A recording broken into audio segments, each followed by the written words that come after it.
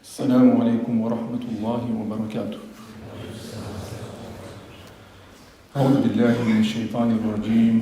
بسم الله الرحمن الرحيم. الحمد لله رب العالمين، والعاقبة للمتقين، ولا عدوان إلا على الظالمين، والصلاة والسلام على أشرف المرسلين نبينا محمد وعلى آله وصحبه أجمعين. اللهم علمنا ما ينفعنا وانفعنا بما علمتنا وزدنا علما إنك أنت علام الغيوب. اللهم أرنا الحق حقا وارزقنا اتباعه، وأرنا الباطل باطلا وارزقنا اجتنابه، واجعلنا من الذين يستمعون القول فيتبعون أحسنه، وأدخلنا برحمتك في عبادك الصالحين. رب اشرح لي صدري ويسر لي أمري واحلل عقدة من لساني يفقه قولي. Започваме, възхвалявайки Аллах Субханаху ва Та'аля. Започваме, като благодарим на Аллах Субханаху ва Та'аля, нашия Господар, Господаря на световете, Господаря на всичко. И нека да направим салат салям за нашия любим пратеник Мухаммед салаллаху алейхи ва салям, който Аллах го изпрати като светилник, който да озари нашите пътища. Салат салям за него, за неговото семейство, за неговите сподвижници и за всеки един, който следва неговите напътствия до съдния ден. Ние сме благодарни на Аллах Субханаху ва Та'аля за това, че ни е избрал, за това, че ни е удостоил и ни е дал честа да се събереме в дом от неговите домове, да го споменаваме, да го възвеличаваме, да изучаваме неговите знамения, да изучаваме суннета на нашия пратеник Мухаммед салаллаху алейхи ва салям. Какъв по-голям благодат от това нещо? И затова Аллах Субханаху ва Та'аля ни казва: "Кул би фадлиллахи ва би рахметихи фабидhalika фалияфраху." Кажи, извести ги, ей Мухаммед, би фадлиллах, с благодатта на Аллах Субханаху ва Та'аля. Ние, всеки един от нас е облагодетелстван. И с неговата милост Аллах Субханаху ва Та'аля ни е помилвал, като ни е дал най-големия благодат, най-големия дар, най-ценното нещо на тази дуня, а именно напътствието. Затова Аллах Субханаху ва Та'аля казва: "Кул би фадлиллахи ва би рахметихи фабидhalika фалияфраху." Кажи, с благодатта на Аллах, с неговата милост, това, че ви е напътил в правия път и ви е дал истината, и ви е изкарал от тъмнините, и ви е изкарал от заблудата, нека за това да се радват, нека за това да ликуват. То е по-превъзходно от онова, което трупат, което събират. Затова казахме, че Аллах Субханаху ва Та'аля ни е удостоил, дал ни е честа да сме от вярващите, да сме от мюсюлманите. Може би една голяма част, или включвайки себе си, не осъзнаваме напълно какъв дар ни е дал Аллах Субханаху ва Та'аля, а именно напътствието. Всички сме гледали по интернет клипчета, когато дадена жена или даден мъж влизат в исляма, когато казват шахадета, каква радост изпитват, плачейки, казват ла иляха илlallah или ашхаду ан ла иляха илlallah. Те са усетили, разбрали са, напълно са разбрали от какъв мрак са Аллах ги е изкарал към каква светлина, и тази радост дори не могат да я прикрият. Аллах Субханаху ва Та'аля ни е облагодетелствал още повече нас, като сме се родили като мюсюлмани, но ние трябва да ценим тази благодат и да се подсещаме, че това е дар от Аллах Субханаху ва Та'аля. Защото Аллах избира кой да напъти и кой да остави в заблуда с неговата мъдрост. И това наистина означава, когато Аллах даде напътствието, даде исляма на един човек, това наистина означава, че Аллах Субханаху ва Та'аля го е избрал. Тази вечер, с позволението на Аллах Субханаху ва Та'аля, с неговата помощ, ще четем от Коран Керим, ще четем от неговите знамения и ще разясняваме така, както пратеника салалаху алейхи ва салям ни е разяснил, така както асхабите, така както учените от Тефсир са ни разяснили неговите слова. Иншалlah да се възползваме и за дунята, и за ахирета. Ще четем от сурато Теубе. Сура Покаянието. Който е правил Хатим, който чете Коран Керим, би трябвало да е минал през тази сура.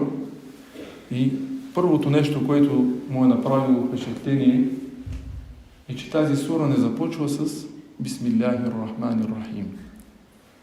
Тя почва без Бисмиллахир Рахманир Рахим. Как така? Дори в преведения Коран, ако отворим, ще видим, че почва веднага. Името на сурата и веднага почва превода отдолу. Бараетум мин Аллахи ва расулихи.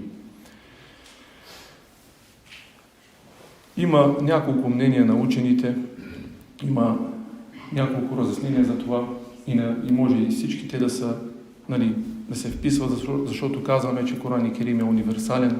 Той съдържа, в повечето случаи съдържа повече от едно значение, повече от едно нещо, което Аллах Субхану ва Та'аля иска да ни каже.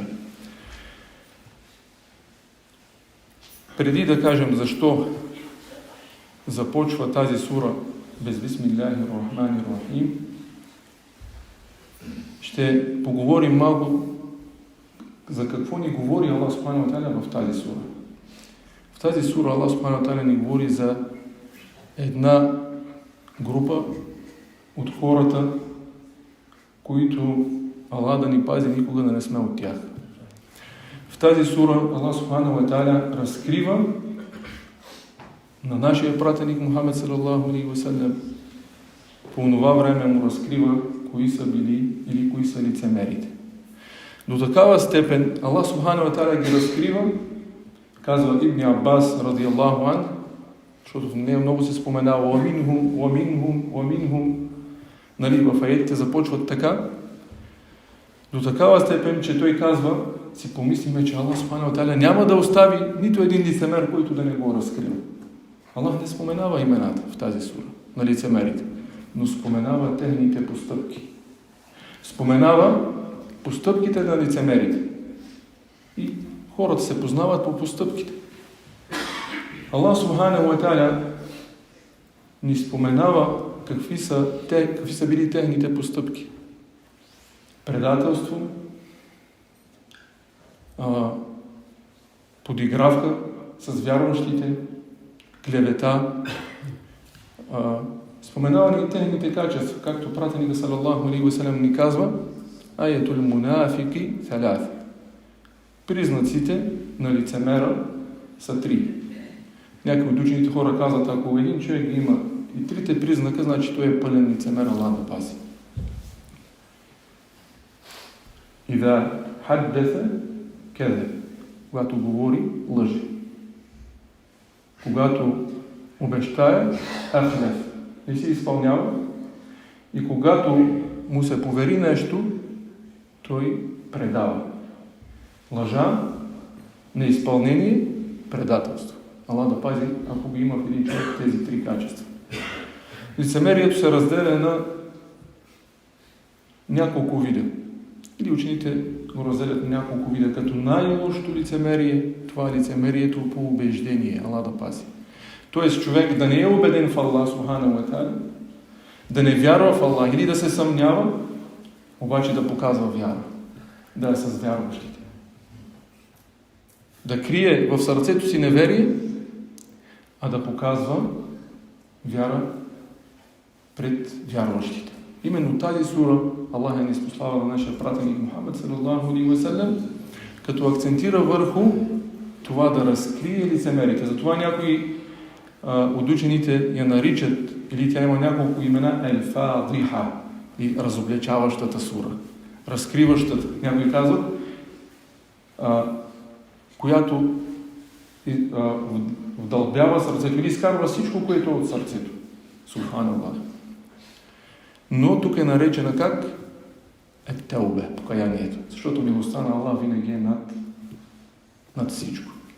Защото Аллах Субхану ва Та'аля приказва и тези, които са били лицемери, или тези, които лицемерят, да се покаят.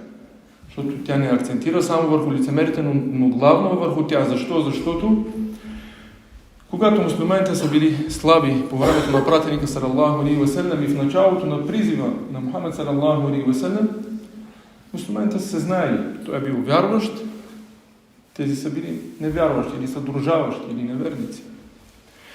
Но кога идват лицемерите? Когато мусулманите побеждават в битката при Бедр, когато Аллах ги подкрепя, когато Аллах изпраща мелайки, когато мусулманите след тази битка стават силни. И какво знаем ние, че всеки един иска да е от силния. Някои от страх да не бъдат убити от мусулманите, други от полза, за това, че мусулманите са придобили плячка и така нататък. Една голяма част, нали, от тях са се приобщили към мусулманите, но са били лицемери. Аллах да пази.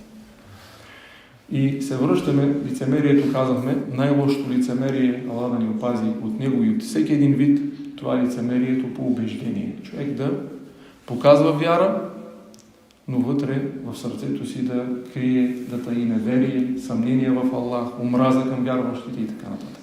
Това е този човек. Или лицемерите са по-лоши дори от неверниците. Аллах субхanahu ва та'аля казва: „Аузу биллахи минаш шайтанир раджим, хумул адуу фахдharhum“. Те са врага. Пази се от тях. Каталахумуллах. Убил ги Аллах, или Аллах да ги убие. Субханаллах. Защо? Защото лицемера идва и се представя, че те обича, че обича Аллах, обаче в същото време той ти крои, както Аллах субхану та'аля ни известява как са кроили на сахабите, как са кроили на нашия пратеник Мухамед салаллаху алейхи ва саллям, и са искали те да бъдат разединени, разгромени и така нататък. Сурата Теубе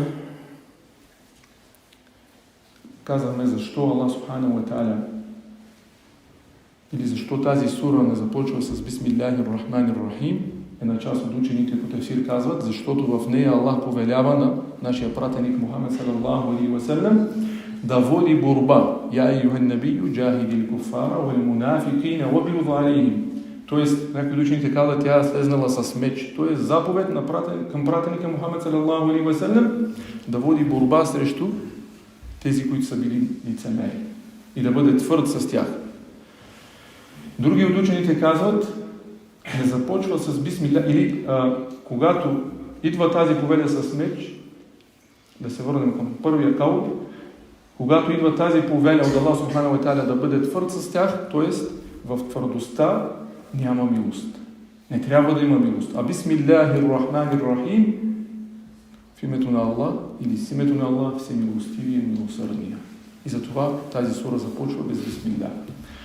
Другия каул на учените, другото мнение на учените е, че тази сура допълва преди нея, или това е суратул Анфал, се допълва суратул Анфал. Другото мнение на учените е, че когато мушриците, съдружаващите с Аллах субхану ва та'аля, те са имали договор с пратеника Мухамед салаллаху алейхи ва саллям, който са го нарушили. Договор, който са го нарушили. А по времето на пратеника салаллаху алейхи ва саллям, или в този период при арабите се е знаело, че който иска да наруши някой договор, примерно има договор между племената да не воюват, да не се бият или какво си, когато някое племе искало да наруши договора, те не са почвали с Бисмиллах, а директно са почвали с това, което искат да нарушат. И затова пратеника Мухамед салаллаху алейхи ва саллям изпраща Али радиаллаху анх, нали, за това, че те са нарушили договора, който е бил между тях и пратеник салаллаху алейхи ва саллям, той изпраща Али радиаллаху анх и той започва да им чете без да казва Бисмиллахир рахманир рахим. Добре, какво да казваме, ако четем, ако започнем тази сура, ако започнем с Бисмиллахир рахманир рахим, казват учените, няма проблем, иншаллах. Но е достатъчно човек да каже Аузу биллахи минаш шайтанир раджим и да почне директно сурата. Но ако забрави, бързайки или знае на изус и така нататък, няма проблем в това нещо. Това е, всички тези неща са от мъдростта на Аллах субханаху ва та'аля. Бара е също е наречена тази сура Бараа или разграничаването. Бараето мин Аллахи ва расулихи иля аллазина ахадтум минал мушрикин. Разграничаването на Аллах и на пратеника от съдружаващите. Бараа също има значение от арабски език, което означава изцеляващата, излекуващата. Защо? Защото в нея Аллах разкрива поведението или кои са лицемерите. А когато човек се излекува или премахне лицемерието от себе си или от живота си, той се не се е излекувал. Субханаллах. Молим Аллах Субхану ва Тааля да ни пази от лицемерието. Това наистина е една болест. Човек може да попадне в лъжа, може да попадне в даден грях, но не трябва неговия живот да е постоянно в лицемерие. Аллах да пази. Нито с Аллах, нито с хората, нито с близки, нито с далечни. Мусулманинът, той е открит, мусулманинът е честен, мусулманинът е с достоинство, а дори да сгреши, вратата към Аллах Субхану ва Тааля за покаяние е отворена, вратата към хората, ако си сгрешил спрямо някой човек, си се излъгал и си го излъгал си него или си направил нещо непристойно, също вратата е отворена човек да търси прошка от този човек или извинение. Ще четем от тази сура поред е 9-та, в нея се съдържа 129 аета, ние ще четем с позволението на Аллах Субхану ва Тааля, ще започнем от 75-ти ает. И докъдето Аллах Субхану ва Тааля улесни да стигнем. أعوذ بالله من الشيطان الرجيم بسم الله الرحمن الرحيم ومنهم من عاهد الله لئن آتانا من فضله لنصدقن ولنكونن من الصالحين ومنهم споменаваме, че в тази сура се споменава постоянно ومنهم, а някои от тях. Вижте, Аллах Субхану ва Тааля не споменава поименно. Каква е мъдростта от това нещо? А някои от тях. Защото постъпките на лицемерите по времето на пратеника салаллаху алейхи ва салям, те са едни и същи и в наше време. И когато Аллах говори на нашия пратеник Мухамед салаллаху алейхи ва салям и на сахабите, говори за определена група от хора, които са направили дадено нещо, предали са пратеника салаллаху алейхи ва салям, извинили са се, разбира се извинявали, защо не са могли да отидат на битка с пратеника салаллаху алейхи ва салям. Но тези качества, те си остават и до ден днешен. Тоест и ние да не попадаме в тази група. И затова Аллах Субхану ва Тааля каза وَمِنْهُمْ, а някои от тях. Някои от тях дадоха обет пред Аллах. لَإِنْ آتَانَا مِنْ فَضْلِهِ لَنَصَّدَّقَنَّ وَلَنَكُونَنَّ مِنَ الصَّالِحِينَ. А някои от тях дадоха обет пред Аллах, дадоха обещание, дадоха клетва. لَإِنْ آتَانَا, ако Аллах ни даде от Неговата благодат, мин фадлихи, لَنَصَّدَّقَنَّ وَلَنَكُونَنَّ مِنَ الصَّالِحِينَ. Ако Аллах ни даде от Неговата благодат, те искат от Аллах да им даде пари, да им даде богатство. Искат едно нещо и обещават две неща. Казват, а някои от тях дадоха обет пред Аллах. Ако ни даде от Неговата благодат, ние ще раздаваме, لَنَصَّدَّقَنَّ وَلَنَكُونَنَّ مِنَ الصَّالِحِينَ, и ще бъдем от праведните.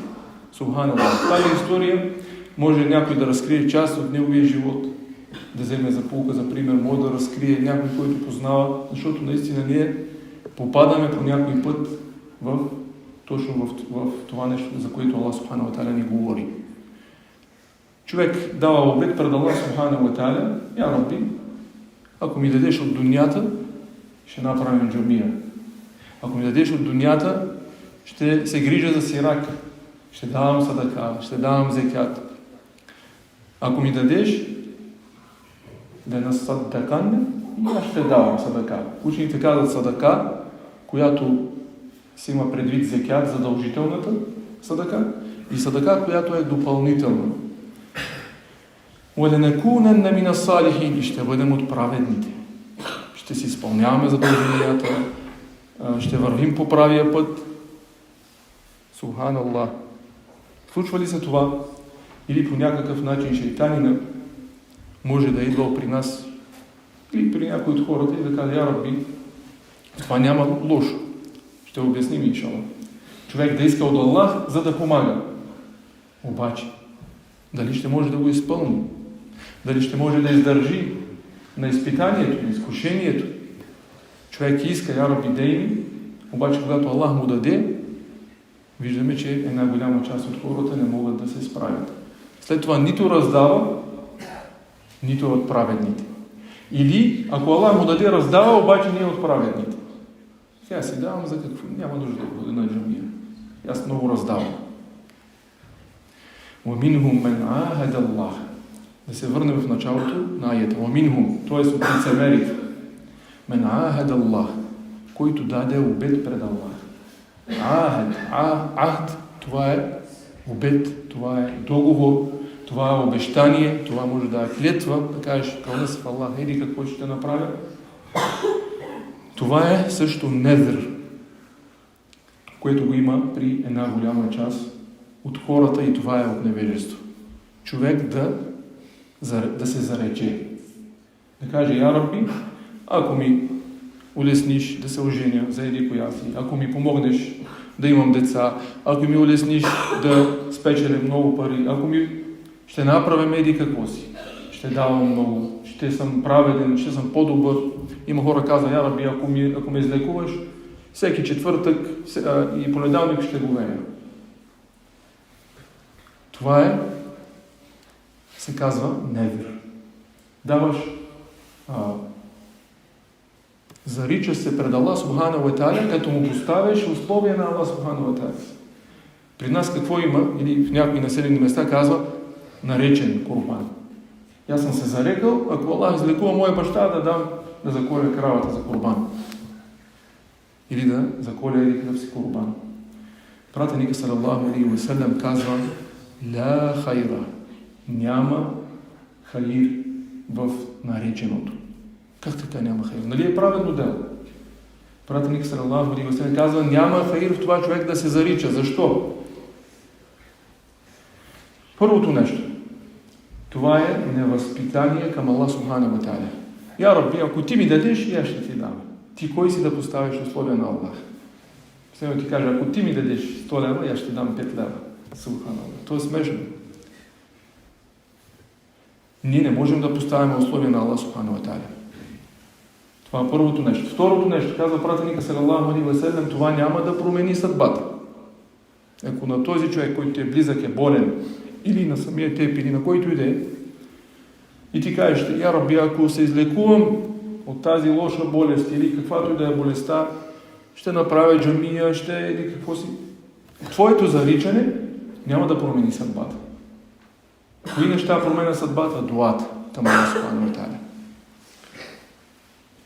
Казва пратеник салаллаху алейхи ва салям, няма хайр в това да се зарича човек. Я Раби, ако ми дадеш еди какво си, ще направим еди какво си.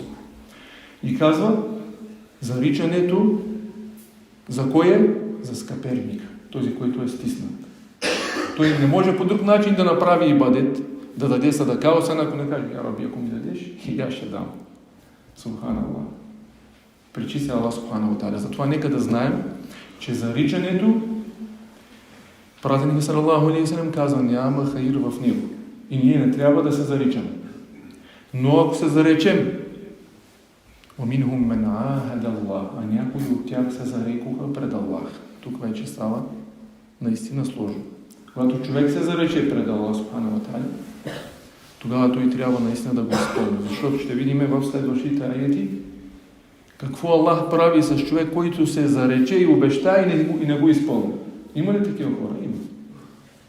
Когато се зарекох, Аллах го излекува, каза днеска, утре, други ден, забрави, че Аллах го излекувал, забрави, че Аллах му е дал. Казва, я Раби, ако ми дадеш праведна съпруга, или ако ми помогнеш да се оженя за еди коя си, или еди кой си, ще почне да ходя на джамия. Ожени се той, стане още по-зле, Аллах да пази. وَمِنْهُمْ مَنْ عَاهَدَ اللَّهَ, а някои от тях дадоха обет пред Аллах Субханаху ва Та'аля. Какво? لَإِنْ آتَانَا, ако ни даде. Няма значение какво е, дали е пари, дали е богатство, дали е жена, дали са деца, дали е изцеление от някаква болест. Ако не даде от неговата благодат, ленасаддаканне, ние ще даваме. Ще раздаваме много садака. Муслиманина не чака или не поставя условия на Аллах. Пратеник салаллаху алейхи ва салям ни напътил, че садаката е причина да се излекуваме. Садаката е причина Аллах да ни даде още. Няма нужда да казвам, я Раби, ако ми дадеш, и аз ще дам. ако изкараме 1 милион, ще направим еди какво си. Субханаллах. Защо? Другото нещо, което е мюсюлманина, не знае дали ще устои на изкушението, на изпитанието от това, което Аллах ще му даде. Както ще видим случката с този сахаби или с този човек, който учените по тефсир ни разказват.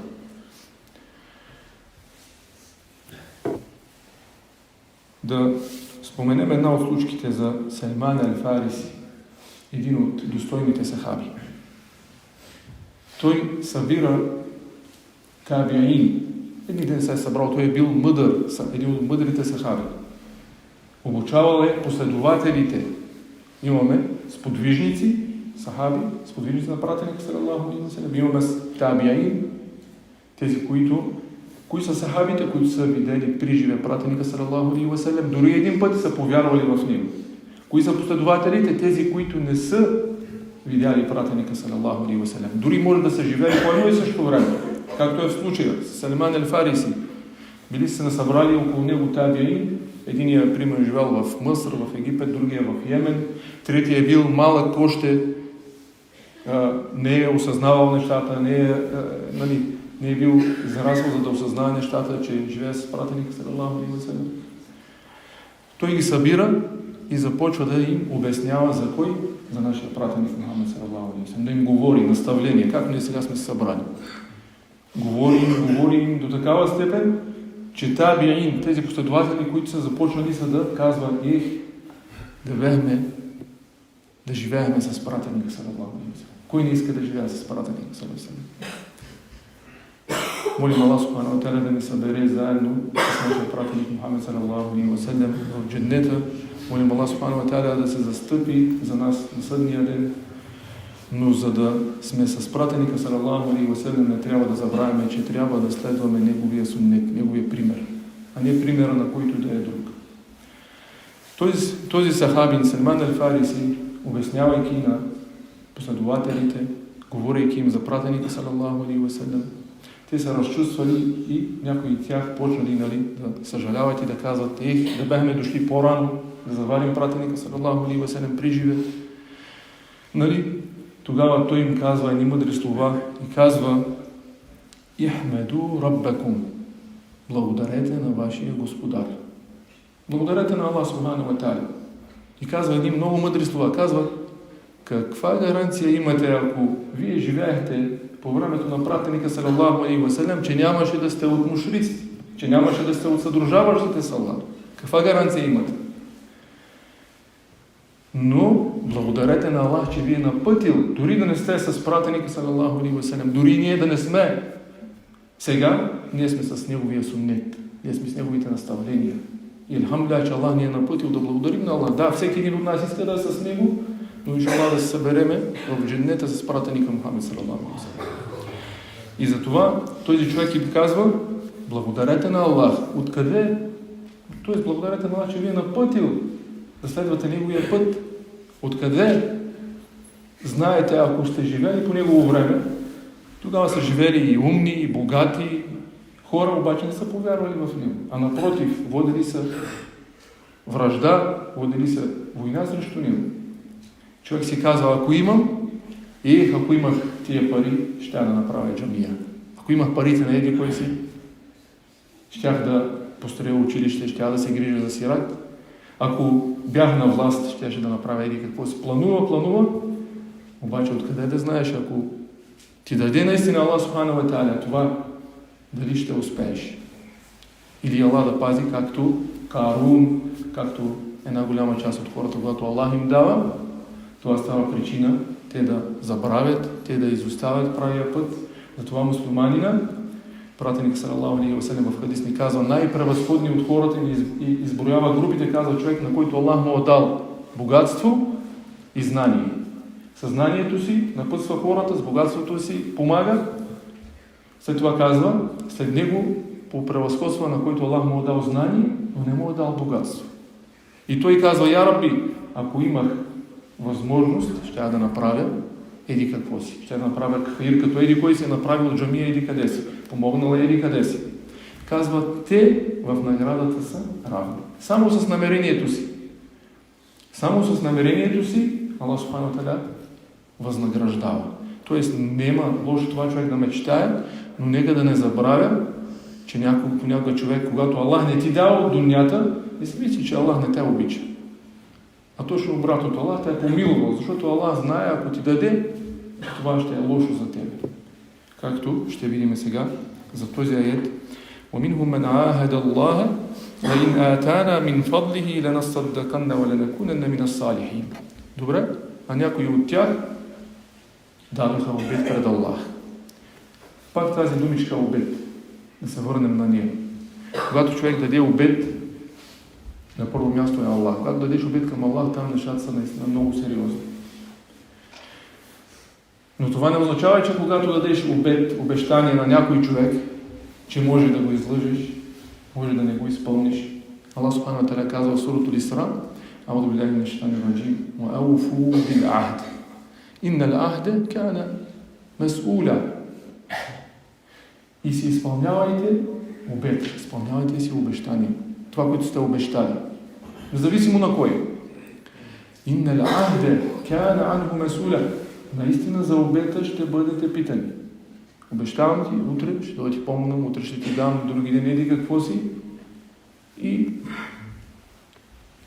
не си с намерението да го изпълниш, казва Аллах Та'аля: "Иннал ахда кана анху мас'ула." Наистина за обета ще бъдете питани. Той ще ви бъде държано сметка и ако сте го изпълнили, Аллах ще ви награди. А ако не сте го изпълнили, Аллах ще ви наказва. Казват учените по тефсир. Това означава, ще бъдете питани. Някои от тях дадоха обет пред Аллах Субхану ва Та'аля: "Ако ни дадеш от твоята благодат, ние ще раздаваме и ще бъдем от праведните."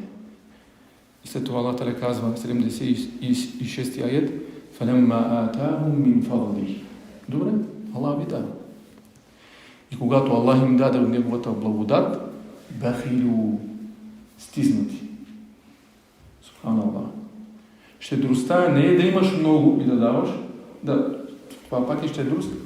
Знаете ли кой е най-щедрият човек? Който нема и дава. Пратеник салалаху алейхи ва салям какво каза? Най-превъзходната садака е тази садака, която човек я дава, когато има нужда.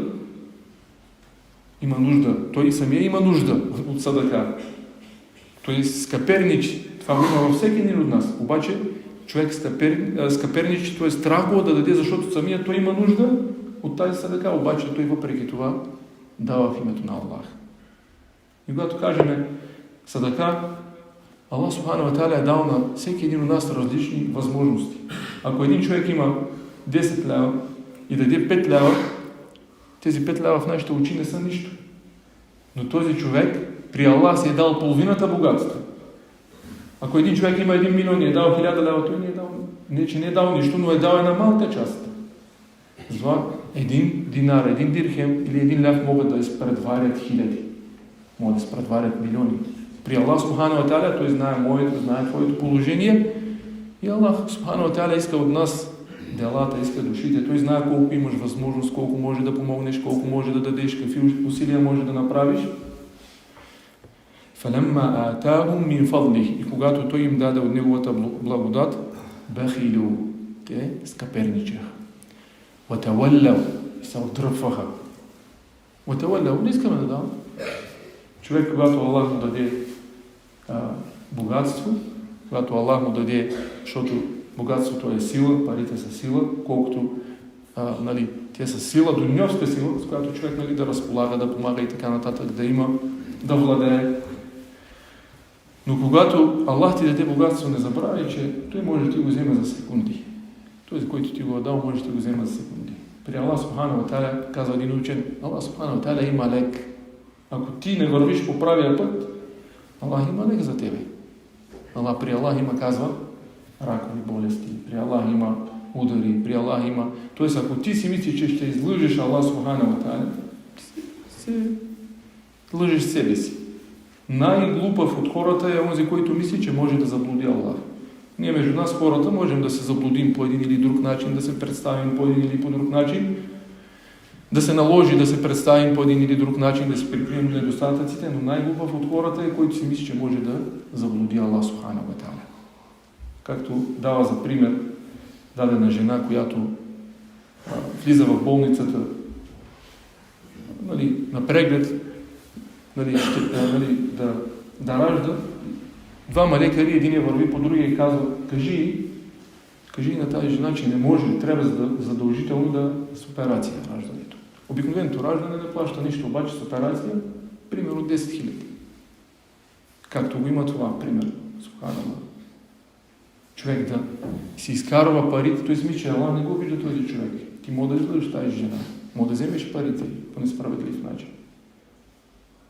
Казва един от търговците, казва един и същи плат, една жена си пазарува и казва, няма ли по-качествено от този плат? Вика, кълна се в Аллах, отида в другия магазин, взима същия плат и казва, виж, той е по-хубаво, обаче е двойно по-скъп. Един и същи плат. Ти може да излъжеш тази жена, може да с думи да й представиш красиви неща, но Аллах може да го излъжеш. И това най-глупав от хората е онзи, който си мисли, че може да заблуди. Кой? Аллах субхана ва та'аля. ومنهم من عاهد الله لئن آتانا من فضله لنصدقن ولنكونن من الصالحين فلما آتاهم من فضله بخلوا به وتولوا وهم معرضون. И когато Аллах им даде от своята благодат, те забравят какво са обещали. Всеки от нас прави дуа, я Раби, улесни ми. Я Раби, ако ме улесниш, някой път вътрешно човек каза, я Раби, ако ме улесниш, ще ми стане още по-силен иман, още повече праведен, още повече ще давам. Това е нормално. Но ако каже човек, я Раби, ако ми улесниш, ще кланям на нощен намаз всяка вечер. Или ще го вея понеделник и четвъртък. От всяка седмица. Натоварва себе си с нещо, което е непосилен, неспособен и Аллах субхана ва та'аля не го иска това от нас. Тоест човек да страничи от невира. Може да каже, я Раби, улесни ми и вътре в себе си да се старае колкото може повече да дава садака, да прави ибадет, но не да поставя условия на ако ми дадеш, ако ме излекуваш, ако... Ти си прави ибадет и прави дуа. Дуата е тази, която ще ти помогне, ще промени съдбата, Аллах чрез дуа, чрез молба ще ти даде. А не по този грешен начин. Това трябва да го осъзнаем. И когато Аллах им даде тези два аета, или тези аети казват, или в тефсирите се споменава, че са ниспослани за един от сахабите, Аллах да доволен от него. Някои споменават и други хора и споменават една случка за този сахабин. Разбира се, тази случка учените по тефсир са споменали, че сенеда, преданието е слабо, но ние можем да споменем като пример, както Ибн Кесир я споменава, както Табери я споменава в неговите тефсири, като от поука да си вземем от това нещо. وَمِنْهُمْ مَنْ عَاهَدَ اللَّهِ казва, Аллах субхана ва та'аля използва този аят за Tha'laba. Един сахабин, който се е наричал Tha'laba. Той какво прави? Той е бил от ансарите на Медина. Ансарите, тези, които са посрещнали преселниците от Мекка, мухаджирин и ансари. Мухаджирин преселници, ансарите са тези, които са ги посрещнали. Този човек от ансарите е бил беден. Бил много беден. И отива при пратеника саллаллаху алейхи ва саллям и му казва: "Уду Аллаха ан ярзукани." Пратеникът на Аллах прави дуа на Аллах да ми даде богатство. Пратеникът саллаллаху алейхи ва саллям, това се споменава в хадис, който го предава Ибн Джарир рахимахуллах. Казва: "Уайхака я Tha'laba." Пратеник саллаллаху алейхи ва саллям му казва: "Горко ти е Tha'laba. Qalilun tuaddi shukrahu khayrun min kathirin la tutiquhu." Пратеник саллаллаху алейхи ва саллям казва: "Горко ти е Tha'laba. Или защо искаш, Tha'laba, да си богат? Малкото, с което да си благодарен на Аллах, е по-превъзходно от многото, което не можеш да понесеш." Тогава той настоя, каза: "Я Расул Аллах, искам богатство. Искам да правиш дуа на Аллах за богатство, защото знае, че дуата на пратеник саллаллаху алейхи ва саллям е приета." Казва, пратеник саллаллаху алейхи ва саллям отговаря: "Ама тарда ан такуна мисля набиилlah." Не си ли съгласен да си като пратеника, не си ли съгласен да си като мен, като пратеника на Аллах? Ако аз бях пожелал, т.е. пратеник съвсем казва, ако аз бях пожелал, Allah щеше да ми стори планините от злато и сребро. Тогава той настоява пак 1, 2, 3 пъти и пратеник саллаллаху алейхи ва салям казва: Аллахумма рзук Та'алаба. Прави дуа и казва: Я Раби, дай на Та'алаба. Дари го. Предава се, че този човек, Та'алаба бин Хатиб ал-Ансари, този човек отива и взема овце и почва да ги развържда, да ги отглежда и така нататък. Казва, Аллах му дава такъв берекет, че споменава, казва, мислят дуд, както боболечките. Толкова бързо са се размножили овцете му. До такава степен казва, че преди е бил в Медина, обаче се е наложило да излезне извън Медина, за да търси пасища за тези животни. Първоначално, когато почва да излиза, да се занимава с животните, това можем да забележим нашето положение в дунята. Може да не е с овце, но с други неща. Когато Аллах му дава и му увеличава овцете, казва, той излиза извън Медина и първото нещо започва да изпуска джамат. Джамат намаз. Когда само се споменава планина и киндия. Работа, казваме работа. А що има работа, не можем да дойдем на джамия. Що не можем да дойдем на джамия, изпускаме джамат. Една огромна награда. 27 пъти. Пратеник саллаллаху алейхи ва салям казва, намаза за мъжете е в джамията. Дори учените казват, ако човек няма наистина някакво извинение и чува езана, негови намаз не се приема в къщи. Не се приема. Защото идва един след човек и пита: Я Расулаллах, о пратеник на Аллах, може ли, извинен ли съм да не отивам към джамията? Тогава пратеник съвсем му казва: те сме умни, да, чуваш ли повика? Чуваш ли езана? Казва: да. Казва: фе'еджи, откликни, отговори. Тоест отиди на джамията. Това е за мъжете. Жените са извинени.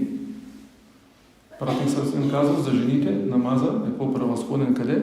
В къщи, и казва, и не им забранявайте да ходят на джамия. Този човек започва и се споменава в хадиса, казва, още повече му се увеличило стадото, богатството, до такава степен казва, че започнал само да ходи от джума на джума. От петък на петък. След това, в течение на времето му се увеличило още богатството, казва, започна да петъчния ден да чака някой да мине, който е бил на джума, да пита какво е говорил пратеник съвсем на хутбето или някой от сахабите. Субханаллах. Как шейтан е колега, виж богатството, ние го смятаме понякога за ниамет, а то е точно обратното. Всеки един от нас има желание да има повече, да има най-хубавото. Но в повечето случаи това е причина Аллах да пази. В същата сура Аллах каза на пратеника саллаллаху алейхи ва салям: "Фала ту'джибка амвалухум ва ауладухум." Дори на две места го споменава Аллах субхану ва та'ала. Каза на пратеника Мухаммед саллаллаху алейхи ва салям: "И да не те удивява, да не те очудва богатството и децата на кой? На лицемерите.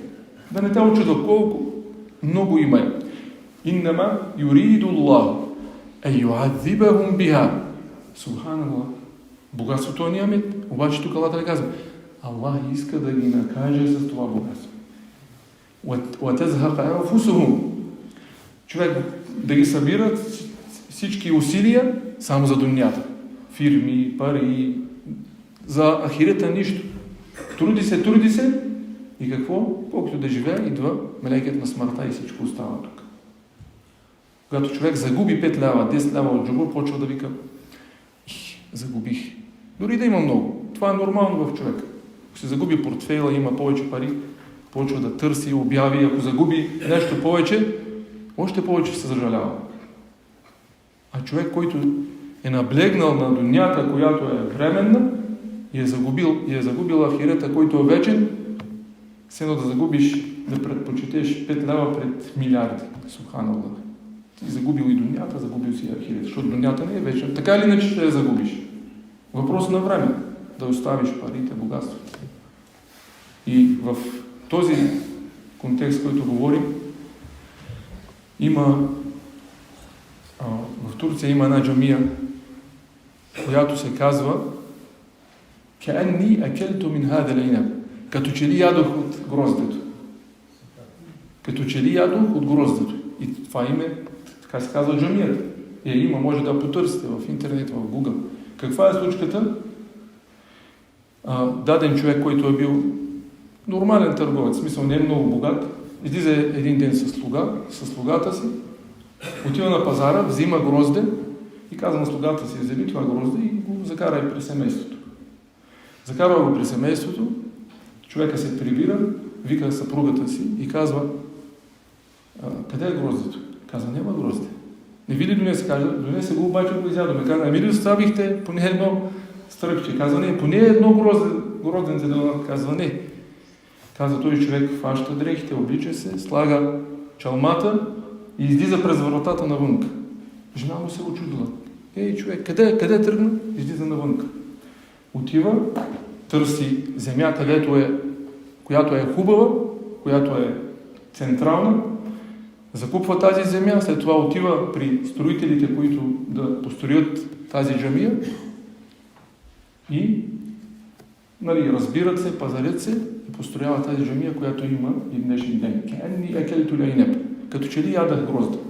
И се връща при неговата съпруга и тя казва: какво стана с тебе? Какво ти стана? За едно грозда ли така излезна? Той казва: не, сетих се, че аз съм още жив и вие не сте се сетили за мен, да ми оставите. Като си заминал дунята, кой ще раздава за мен? Какво като съм търговец, имам толкова много пари?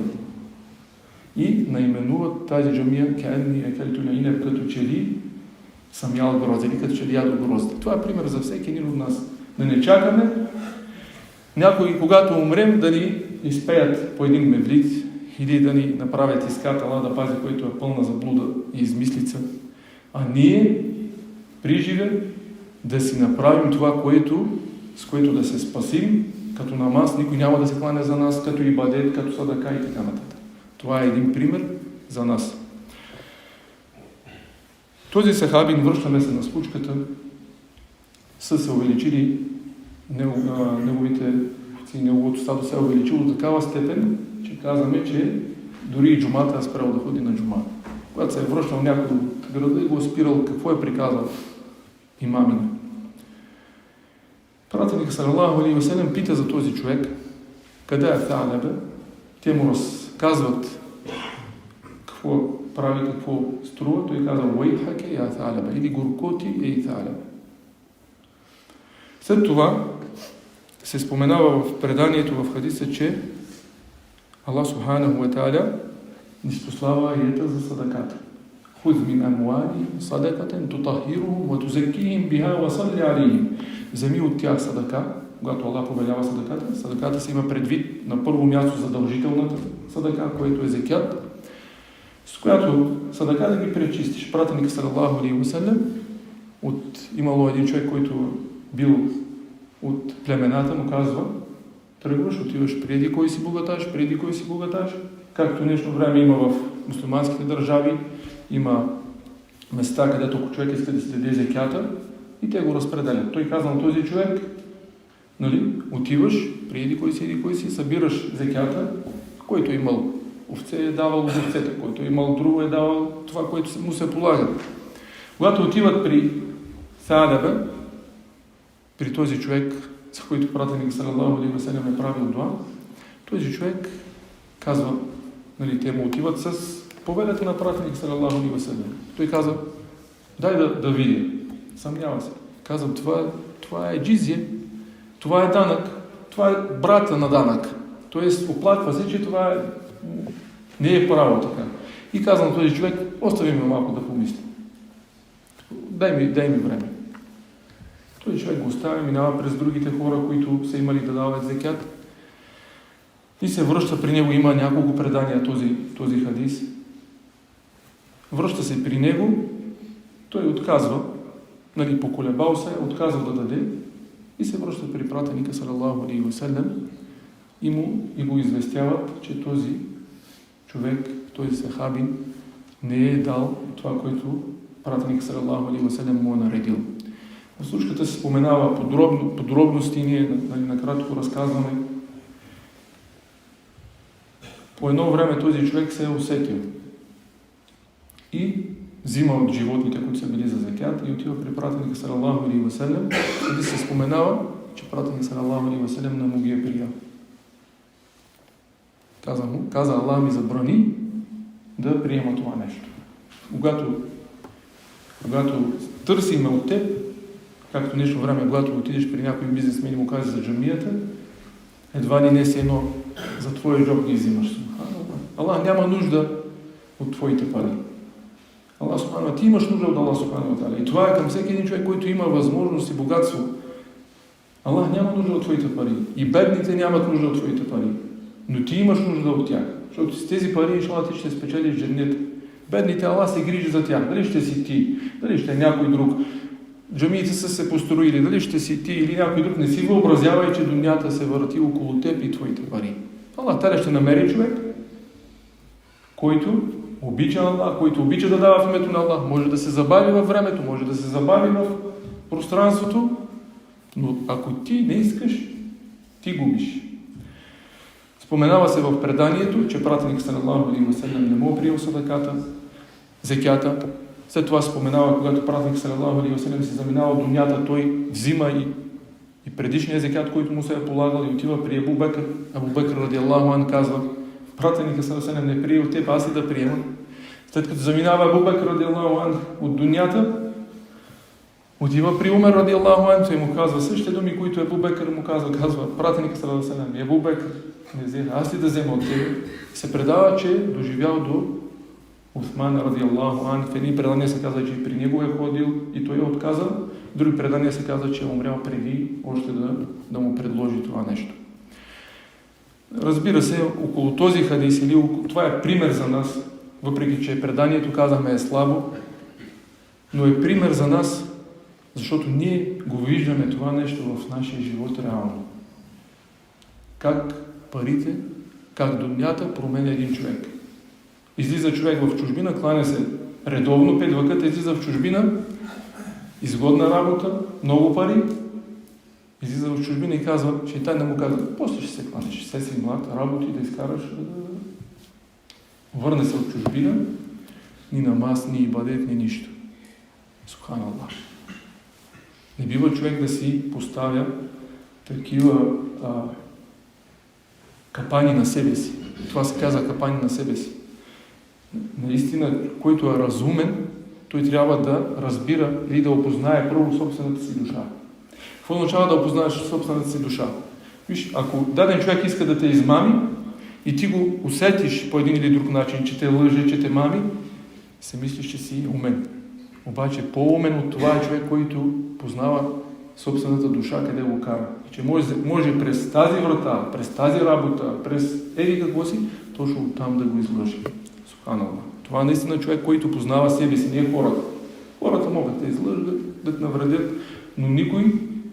но ти не трябва да си лъжеш себе си и да се самозаблуждаваш.